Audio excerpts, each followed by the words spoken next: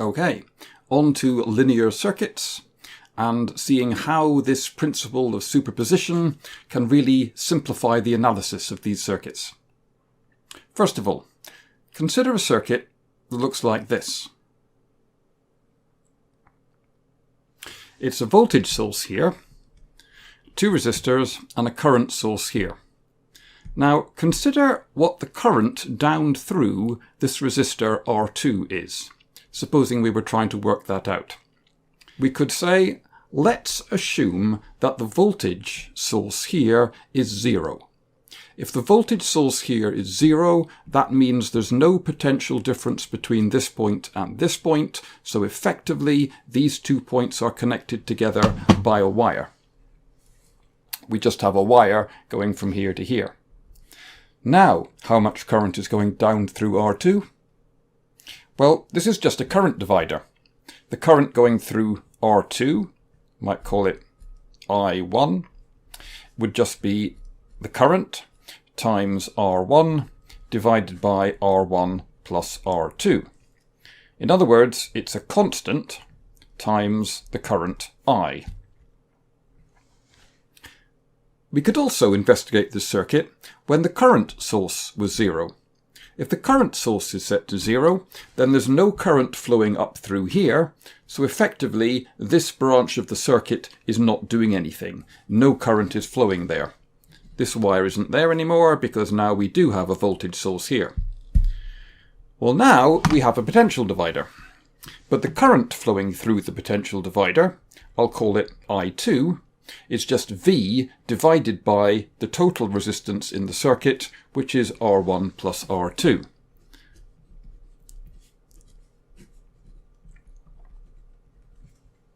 We have those two contributions to the current flowing down through this resistor. This contribution from the current source and this contribution from the voltage source.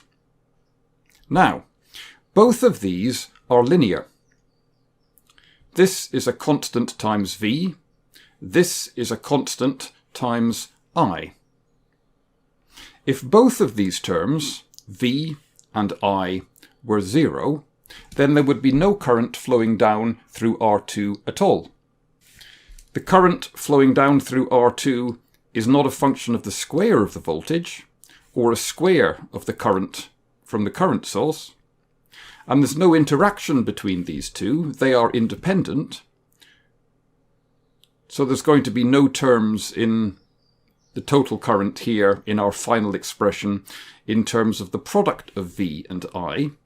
So we would expect that our output, I'll call it IR2, the current flowing down through R2, would be some function of the voltage and some function of the current, such that the current is this when I is 0, and the current is this when V is 0.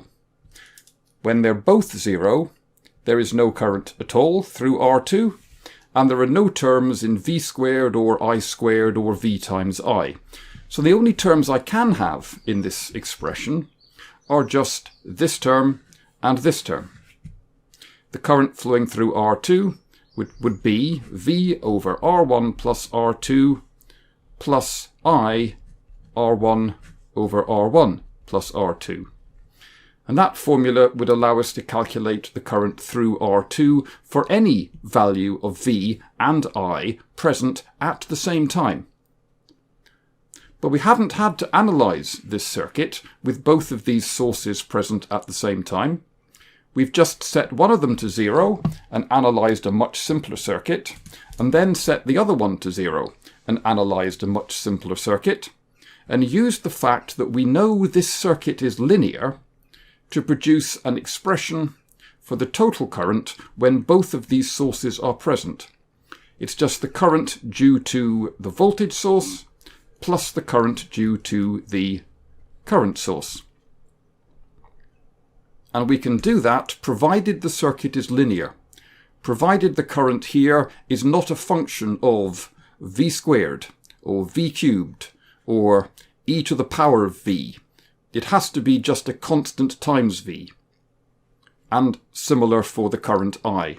The current through R2 cannot be a function of I squared or I cubed or the log of I or anything like that.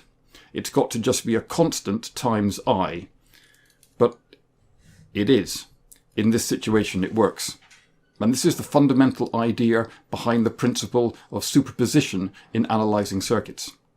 If you want it as a catchphrase, the whole is the sum of the parts. The total current through this resistor is the sum of the contributions to that current from each of these independent sources.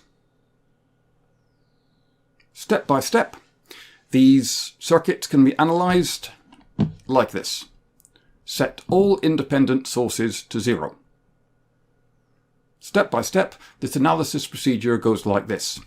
Firstly, set all of the independent sources to 0. I should have mentioned the sources, the voltage sources and the current sources have to be independent, so their values are set by the circuit designer and they're not a function of any other sources or any other voltages or currents anywhere in the circuit. Set them all to 0, and then for each independent source in turn, turn it on. Measure what the output is due to that source, and then turn it off again. Repeat that for all the independent sources, and then add up all of your measurements of the outputs. That will give you the final output when all of the independent sources are turned on. The two simplest examples I could think of.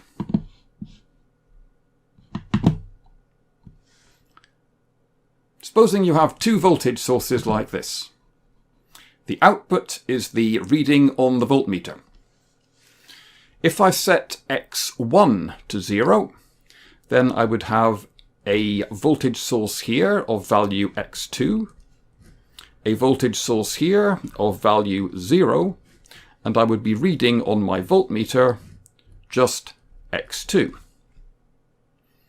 If I then set x2 to 0 and just turn x1 on, I would have a voltage source here of x1, a voltage source here of 0, and the voltmeter would be measuring just x1. Therefore, if I turn both of them on, the voltmeter should be measuring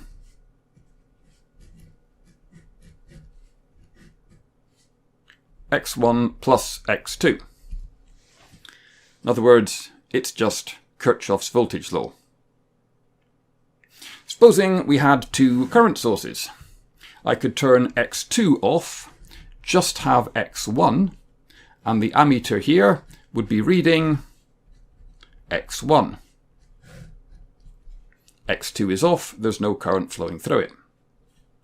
If I turned x2 on and x1 was off, then the current flowing through the ammeter would be x2.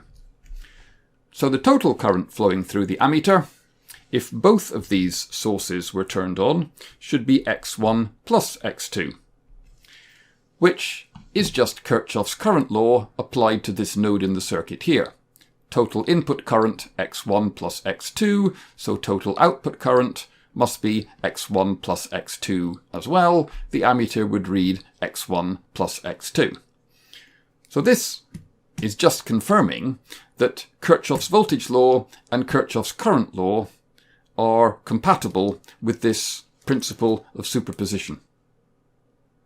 But superposition allows you to analyse much more complicated circuits quite easily. You do have to remember this, though. This is probably the most common mistake made by people when they start using superposition in analysing circuits.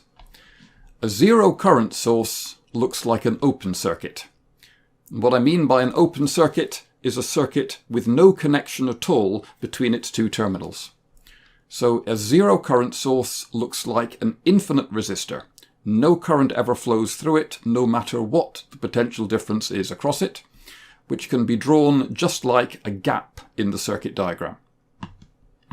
A zero voltage source, on the other hand, looks like a wire, or a 0 ohm resistance, because no matter how much current is flowing through a 0 voltage source, there is never any potential difference across it. And therefore, Ohm's law would tell us 0 equals I times R. If the voltage across the component is 0, no matter what the current is, then R must be equal to 0. It behaves just like a 0 ohm resistance, in other words, an ideal wire. Okay, once you're absolutely clear on that point, we're ready to move on and analyze a more complex circuit.